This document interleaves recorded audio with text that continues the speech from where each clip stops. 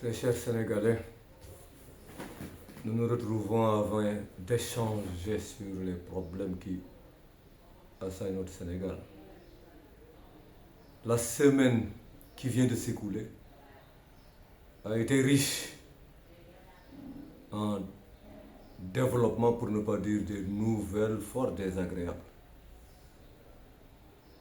Pour la plupart des Sénégalais, sinon pour la totalité des Sénégalais. Quoique, pour certains comme moi, qui avons l'habitude, depuis fort longtemps, depuis des années, d'analyser la situation géopolitique du Sénégal, aucune surprise ne soit de mise. De quoi s'agit-il? On nous donne deux informations. Je vais commencer par l'une, la plus fracassante, c'est que le FMI le FMI projette que le Sénégal doit rembourser en 3 ans, sur 3 années, sur les 3 années qui vont venir, 14 800 milliards de francs CFA. Et si on parle de remboursement, on parle de dette. Oui.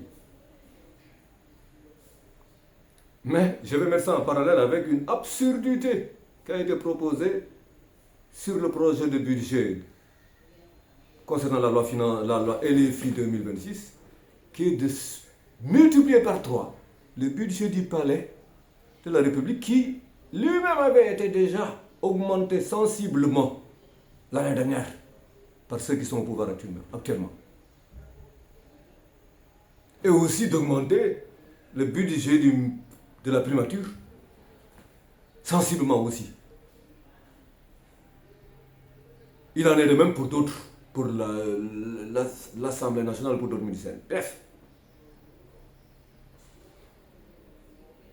Mais les Sénégalais, au niveau des médias, comme au niveau des réseaux sociaux, sont interloqués, sont plus que déconcertés par ces informations qu'ils viennent qu'on vient de leur fournir.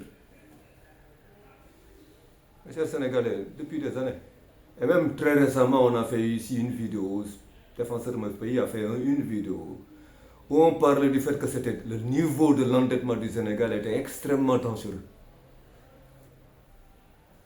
On avait dit très récemment dans une vidéo qu'on avait déjà 23 000 milliards de francs CFA de dette et que même s'il fallait consacrer tous les revenus pétroliers qui sont de l'ordre de 650 milliards au remboursement de cette dette, il nous faudrait 35 ans pour éponger cette dette.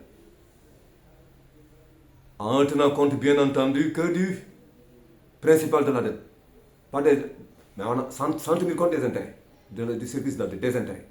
On avait dit que sans tenir compte des intérêts, il faudrait 35 années pour que les 650 milliards qui nous proviennent du pétrole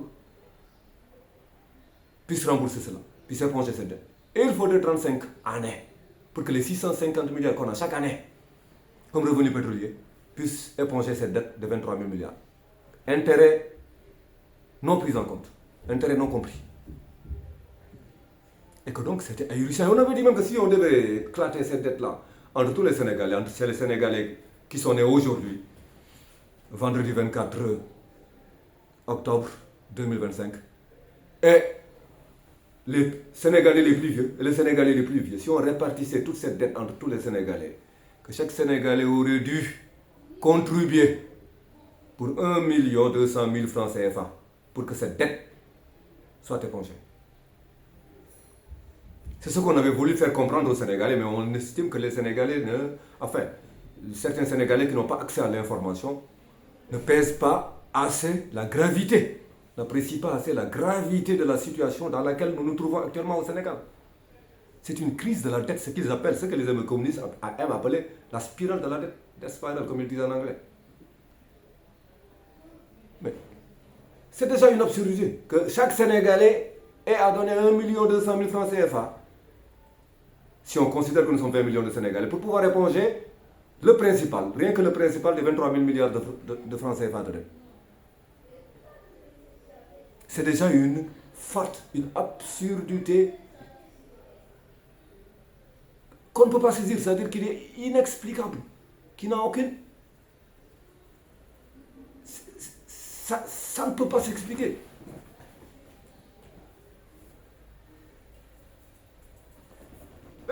Mais si une telle situation arrive à un pays, mais ce à quoi on s'attend de la part des gouvernants, c'est qu'il y ait des mesures, comment on parle, d'économie.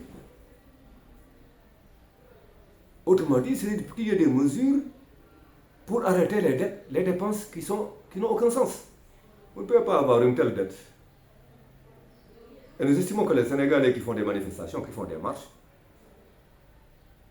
ce qui est une bonne chose, qui font des manifestations, ce qui est une bonne chose, dans une démocratie, c'est un minimum. Les manifestations pacifiques, sans casser quoi que ce soit, sans maltraiter qui que ce soit. Encore une fois, des manifestations pacifiques. Parce que si on détruit des biens sénégalais. Ce n'est pas des biens appartenant à des inconnus qui sont dans les cieux qu'on détruit, c'est des biens sénégalais qu'on détruit. Et ça, c'est dangereux encore pour notre économie. Mais nous disons que les Sénégalais qui manifestent seulement, ils doivent manifester pour exiger plusieurs choses. En même temps, dans ces manifestations.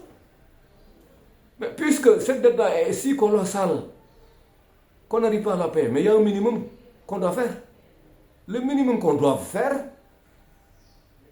c'est de réduire drastiquement les dépenses de l'État. D'abord, l'avion présidentiel, on n'en a pas besoin. On n'a qu'à vendre l'avion présidentiel ou bien l'exposer au musée. Puisque l'avion présidentiel ne coûte cher.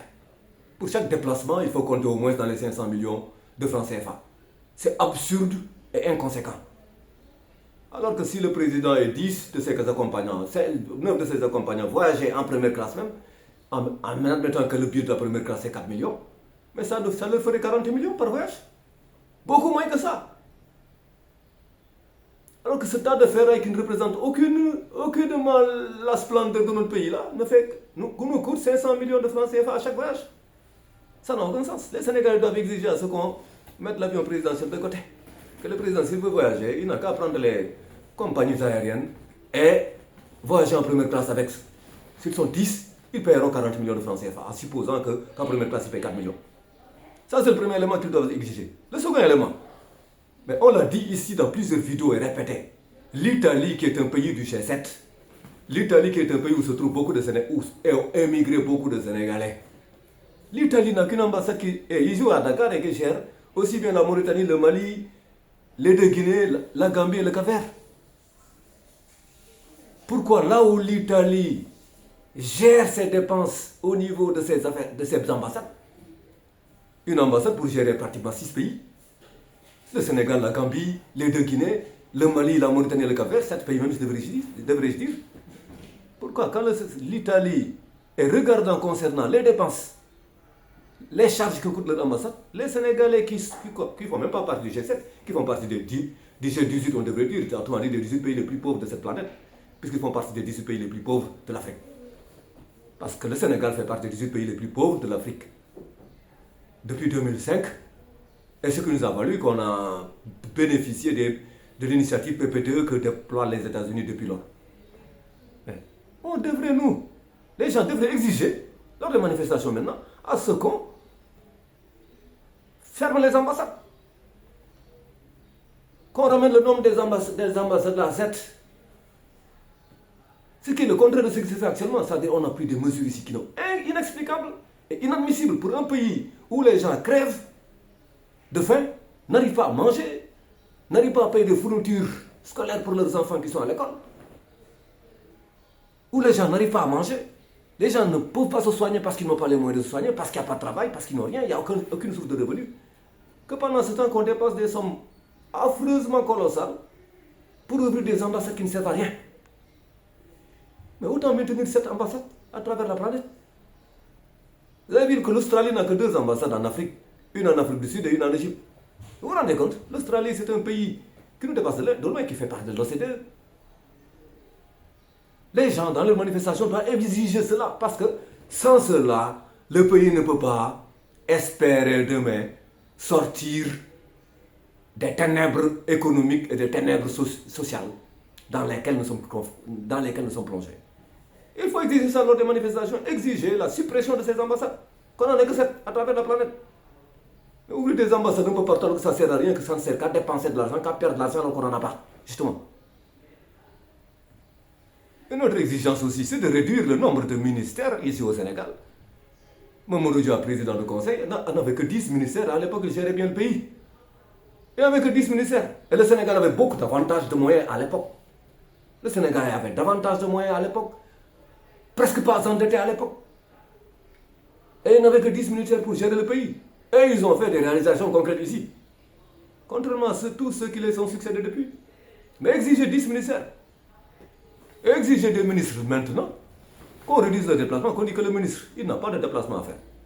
Prendre des avions pour aller à gauche, à droite, parler de missions là. On n'en a que foutre parce que ces missions ne servent à rien parce qu'on ne va jamais. On n'a jamais vu ce qu'ils ont ramené pour le Sénégal. On n'en va pas. Ces ministres n'ont qu'à rester ensuite exiger, lors de ces manifestations, exiger aussi que les 1000 litres de carburant qu'on leur donne par mois là, mais qu'on leur donne que 100, qu'on leur donne que le dixième, qu'on leur donne que 100 litres de carburant par mois. Mais qu'est-ce que c'est fou ça, c'est insensé, c'est démentiel. Qu'est-ce qu'un ministre a à faire avec 1000 litres de carburant dans ce pays-là? Leur donner que 100 litres de carburant. Exiger aussi qu'il n'est qu'un chauffeur. Pourquoi avoir 2 chauffeurs là qui frottent là-bas alors que ça sert à rien? Les ministres doivent pouvoir conduire leur voiture. S'ils ne le peuvent pas, tant pis qu'on arrache. Que si on paye un chauffeur à leur place, ben on n'a qu'à ponctionner ça de leur salaire. Point barre. Exiger aussi. Donc on a dit exiger la suppression des 20 ministres là, qui sont inutiles, ça nous coûte cher, et on sait même que s'ils se rendent à l'étranger, ils ne vont même pas à l'hôtel, ils sont dans des maisons de copains. Et ils encaissent la différence. On sait ce qui se passe, comment ça se passe. Exiger cela, on n'a pas besoin de ministres qui voyagent alors que dans le pays il n'y a rien et ils ne rapportent rien. Et autre chose. Exiger que ces gouverneurs-là, supprimez tous ces postes de gouverneurs. Le gouverneur, quel travail fait-il? Il ne fait aucun travail. On n'a pas besoin de ces gouverneurs. Tous les gouverneurs qui sont là, on n'a qu'à les rappeler au niveau du ministère de l'Intérieur. Qu'ils attendent le bas de leur retraite. Une fois qu'ils sont à la retraite aussi, qu'on ne les remplace pas. On n'a pas besoin de gouverneurs et de préfets. Un préfet pour chaque département et un gouverneur pour la région. Qu'est-ce qu'il fait ce gouverneur-là? Le préfet n'a qu'à faire le travail dont a besoin le département. Et c'est fini, le gouvernement, on en a que foutre pour un pays de 186 000 km². Qu'est-ce qu'on a besoin avec ces gouvernances-là qui coûtent cher? La gouvernance, ça consomme énormément d'électricité, ça consomme énormément d'eau, ça consomme et ça rapporte rien. Mais les gens doivent exiger la suppression de ces gouvernances. Ensuite, exiger l'arrêt de ces fonds communs qu'on donne aussi bien au niveau des impôts et des domaines, aussi bien au niveau de la douane, aussi bien au niveau de la magistrature. C'est de la folie. Un pays qui n'a rien, qui se permet de faire des dépenses, qui aurait pu recruter à la place énormément de médecins, énormément d'enseignants, alors qu'on manque. On ne manque pas de médecins, on n'a même pas de médecins. Dans ce pays, c'est un désert médical qu'il y a. À la place de ce qu'on donne à ces gens-là comme fonds communs, on aurait recruté combien de médecins? On aurait recruté des médecins. On aurait recruté aussi des enseignants, des infirmiers. Je ne dis pas ce, je dis ceux dont le pays a besoin. À la place de ces fonds communs, qu'on donne tout ça à ces gens-là, ce n'est pas des privilèges, de fonctions. Ce ne sont pas des privilèges. Un travail un salaire qu'on ne mérite pas. Et qu'on prend, c'est de la corruption. Mais arrêtez ces fonds communs. C'est ce que les manifestants doivent exiger. À la place de ces fonds communs, qu'est-ce qu'on n'aurait pas pu faire? Qu'est-ce qu'on aurait pu faire plutôt? Et on aurait pu faire beaucoup de choses. Qu'est-ce qu'on n'aurait pas pu faire? Beaucoup de choses, on aurait pu faire beaucoup de choses avec ces fonds communs. Et ces manifestations aussi, ces manifestants doivent exiger l'arrêt des emprunts insensés qui continuent. Parce que, écoutez, on l'a dit ici et répété. Mais ça, c'est une spirale de la tête. On emprunte, on va payer ça avec quoi? En empruntant encore. Mais c'est ce qui se passe au Sénégal maintenant. On emprunte de l'argent, on emprunte des sommes pharaoniques. Avec quoi va-t-on payer ces sommes pharaoniques? Avec encore des autres emprunts. Ce que nos parents élèves, on l'ont bien résumé en disant sous le bouki, sous les bouki. Bon, et je dirais même mieux que c'est sous le bouki, sous les deux bouki. Parce que on emprunte pour rembourser de la dette. Mais arrêtez ces endettements, cet endettement qui n'a pas de sens et qui n'aura pas de fin. Et qui vont rembourser? Les pauvres Sénégalais. Et quelle autre insulte ça constitue pour le peuple sénégalais que de voir que pendant que ces gens-là augmentent les taxes, aussi bien à Auchan, dans les carrefours, ils augmentent les taxes aussi au niveau des paiements électroniques, qu'ils augmentent toutes les taxes pour dire, parce que, selon eux, qu'il leur faut de l'argent. Il leur faut de l'argent. Ils vont davantage traire les pauvres Sénégalais que nous sommes, qui n'ont même pas les moyens de se soigner s'ils sont malades, qui ne mangent même pas assez, qui ne mangent même pas bien, ni assez. On leur demande de payer davantage de taxes. Pour permettre quoi? Pour permettre à ce qu'au palais, qu'on triple le budget. Ça veut dire que ce n'est pas un problème d'argent qui leur manque, mais c'est un problème qu'ils veulent de l'argent pour faire des dépenses inutiles et inadmissibles. Lorsqu'ils sont venus au palais déjà, lorsqu'ils sont venus au pouvoir déjà plus tôt, ils avaient trouvé un budget qui était loin de du montant qu'il est actuellement. Ils l'ont augmenté sensiblement. Ils ont augmenté sensiblement le budget du palais. À un moment, même au niveau de l'Assemblée nationale, l'année dernière, en 2024, beaucoup de députés se sont plaints. Un d'entre eux m'a dit que, écoutez, c'est 45 milliards que vous avez dépensé en 3 mois. Si on devait répartir ça par jour, c'est 500 millions. Encore que c'est pas en parlant de moyenne journalière qu'on rend la situation, du moins qu'on fait un étalage de l'affreuse situation que cela, des affreuses dépenses que cela a constitué. Dans une vidéo, on a dit qu'avec ces 45 milliards, on aurait pu construire 900 écoles primaires. Donc, faire instruire 432 000 élèves, avec 40 élèves par classe. Autrement dit, l'équivalent de toute la population de la ville de Thiès. C'est ce qu'on aurait pu faire avec ces 45 milliards qu'ils ont dépensés en 3 mois, l'année dernière en 2024. Et dont des députés se sont plaints l'année dernière à l'Assemblée nationale.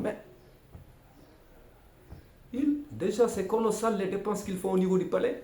C'est ahurissant ce qu'ils font au palais. Encore qu'au palais, quel est le travail qui se fait là-bas? Et qui rend service aux Sénégalais, on ne le voit pas, on ne le sent pas. On ne le vit pas. Et malgré tout, ce qu'ils ont augmenté l'année dernière, ils comptent le triplé. Ils l'ont augmenté l'année dernière. Maintenant, le niveau qu'il a atteint actuellement, l'année dernière, lorsqu'ils l'ont augmenté, ils comptent le triplé en amenant 204 milliards de francs CFA. 3 fois 72, ça fait à peu près 214. 216.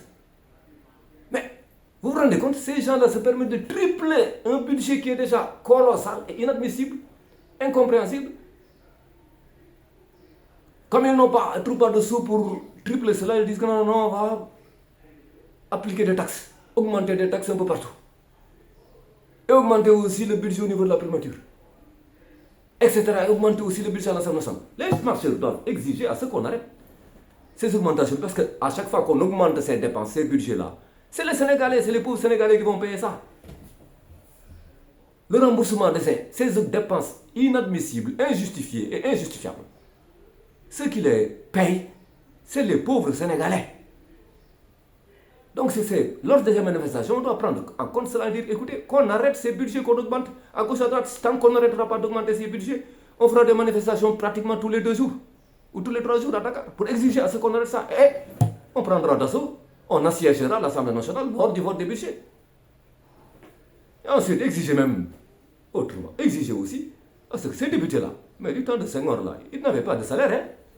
Ils avaient des indemnités de session. À chaque fois qu'ils venaient à l'Assemblée nationale, siéger pour quelle que soit la raison, que ce soit pour voter le budget ou bien que ce soit pour une autre raison, on leur donnait une indemnité de session. C'était tout. Ils retournaient chez eux, ils encaissaient leurs indemnités de session, ils retournaient chez eux, mais ils n'avaient pas de salaire régulier chaque fin de mois. Et pire encore, depuis le gouvernement Abdoulaye Wade, on leur offre des véhicules. On achète des véhicules à ces députés-là. Mais vous vous rendez compte? Ces députés qui ne font qu'un travail quasi, qu'on peut les limiter, toute la durée de leur travail pour être limitée, circonscrite à 2 mois. On leur permet d'avoir des véhicules qui sont extrêmement chers. Et que qui va payer ça? Les contribuables encore. Qui vont payer ça? Ce sont les contribuables sénégalais qui vont payer ça. Les Sénégalais qui n'ont rien, on va augmenter les taxes, augmenter ceci, augmenter cela, pour qu'ils payent ça. Les Sénégalais qui n'ont même pas vu la couleur de l'or noir, de l'argent du pétrole. Parce que si l'argent du pétrole existait bien, on aurait vu la baisse du prix du carburant, du prix des carburants. Tel n'est pas le cas. On l'a dit ici dans une vidéo. Les Maliens qui n'ont pas de carburant payent beaucoup moins cher le carburant au Mali qu'on ne le paye au Sénégal. Les Gambiens qui sont à côté, enclavés dans le Sénégal, ils payent beaucoup moins cher le carburant chez eux que nous le faisons chez nous. Sans parler des Nigériens qui payent 400 francs moins cher le prix du litre. Et nous, on ne voit pas la couleur de cette or noire. Mais vous vous rendez compte? Ces gens-là, au lieu de dire, écoutez, toutes ces dépenses-là sont inutiles, on n'acceptera plus qu'on fasse ces dépenses-là. Ces gens-là ont moins de moyens que les Abdoulaye Wade en avait, que les Macky Sall en avaient, mais ils se permettent d'être beaucoup plus dispendieux. Ils se permettent de faire beaucoup plus de dépenses que ne le faisaient ces derniers. Alors qu'ils ont beaucoup moins de moyens. Alors que le Sénégal est beaucoup plus endetté qu'il ne l'était sous Abdoulaye Wade ou bien sous les Abdou Diouf. Et vous vous rendez compte? Et les Sénégalais observent cette situation qui ne conduit qu'à une spirale. Ils vont s'emprunter. Comment vont-ils payer les 15 000 milliards là? Les 14 800 milliards, à peu près 15 000 milliards.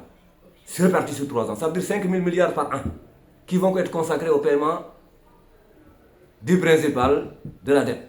Mais ça veut dire que le budget du Sénégal devra augmenter de aller jusqu'à 8 000 milliards au minimum. S'il ne double pas, parce que le budget est de 6 000 milliards, s'il ne double pas, il doit aller au moins à 8 200, 8 500 milliards de francs CFA. Dans un pays dont le PIB fait à peine 16 000 milliards de francs CFA. Mais ça veut dire que c'est la mort du Sénégal. Je ne dis pas la mort économique parce qu'économiquement parlant, on n'existe pas. Le Sénégal n'existe pas. Mais c'est là où. Comment ils vont 5 000 milliards à donner rien que pour le remboursement de la dette par an. Sans compter maintenant les 1450 milliards de francs CFA pour le paiement des salaires. Pour les salaires. Mais vous vous rendez compte? On doit exiger, d'abord, si on ne peut plus payer cette dette. C'est évident qu'on ne peut plus payer une dette qui dépasse notre PIB. Comment pouvons-nous la payer? Il n'y a pas moyen de la payer. On n'a qu'à déclarer d'emblée le défaut de paiement. D'emblée le défaut de paiement parce qu'on n'a pas les moyens de payer cette dette. Mathématiquement parlant, scientifiquement parlant, et de façon logique et cohérente, il n'y a pas moyen de payer cette dette. C'est l'échec. Cette dette-là, c'est la conséquence de l'échec de toutes les politiques qui ont été menées ici depuis les indépendances. Surtout encore ces derniers-là qui sont installés à peine depuis 1 an et demi au pouvoir, qui ont emprunté en 18 mois autant que ce que les Macky Sall ont emprunté à 12 ans. Presque autant, quasi pratiquement la même somme que les Macky Sall ont emprunté à 12 ans. Ça, c'est un échec lamentable. C'est une faillite systémique et systématique de toutes les politiques économiques qu'ils ont menées. Et de toutes les politiques qu'ils ont menées ici dans ce pays. On ne gère pas un pays comme ça. C'est pas comme ça qu'on gère un pays. Un pays qui a une dette qui dépasse son PIB. On veut nous faire admettre qu'on peut payer ça. Le FMI n'est pas une instance. Le FMI n'a jamais eu pitié des pays pauvres.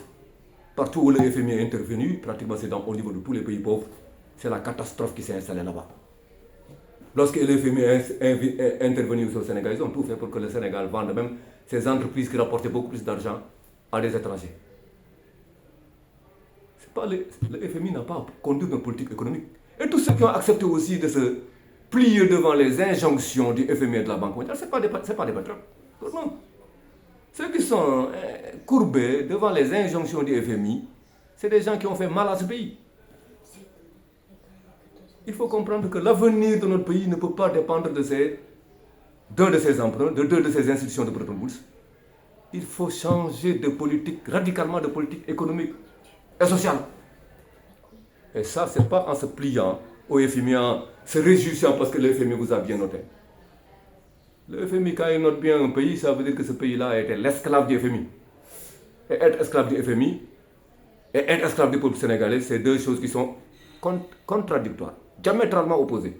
On ne peut pas suivre les injonctions du FMI et dire que voyons suivre aussi les intérêts. On applique aussi une politique qui va dans le sens des intérêts du Sénégal. Ce n'est pas possible. Si on suit l'une de ces injonctions, si on suit l'une des injonctions du FMI, ça veut dire qu'on est en train de couler le pays. davantage. Le FMI, il est là pour enterrer nos pays, économiquement parlant. Il n'est pas là pour aider nos pays. Et ces politiques que ces gouvernants sont en train de mener, les manifestants doivent dire niet. On ne veut plus de ces politiques. Qu'on change de politique. Et puis, comme votre incompétence est notoire, nous estimons que ce n'est pas vous qui pouvez mener le pays à bon. Peut-être qu'il faut faire un gouvernement, un grand gouvernement qui on réunit toutes les forces vives de ce pays-là, les forces vives, des représentants des forces vives, pour essayer de voir quelles sont les politiques qu'on va appliquer. Parce qu'un politique, regardez, un pays qui ne fait même pas d'agriculture, qui a zéro en termes d'agriculture. Agriculture, qu'est-ce que c'est? Nous importons 750 milliards de francs CFA chaque année de riz, et nous ne cultivons presque pas de riz. C'est ça un pays. Les États-Unis, on dirait que leur agriculture fait 222 milliards de dollars. Ça fait plus de 7 fois. Ça fait plus de 7 fois le PIB du Sénégal. Je parle de leur agriculture qui fait plus de 7 fois le PIB du Sénégal. Et ces gens n'ont pas conscience de ça. Du fait qu'on ne peut pas développer un pays, sans d'abord dire que, écoutez, les gens qui sont dans ce pays doivent manger. Ils mangent quoi? Des choses importées. On ne peut pas. Il faut manger des choses produites localement. Produire des céréales ici, produire des légumes ici, produire autre chose et puis développer le cheptel. Faire des politiques qui développent le cheptel, qui développent aussi l'aviculture, etc. Mais ces gens ne songent même pas à ça. Ce à quoi ils songent, c'est de multiplier, tripler le budget du palais.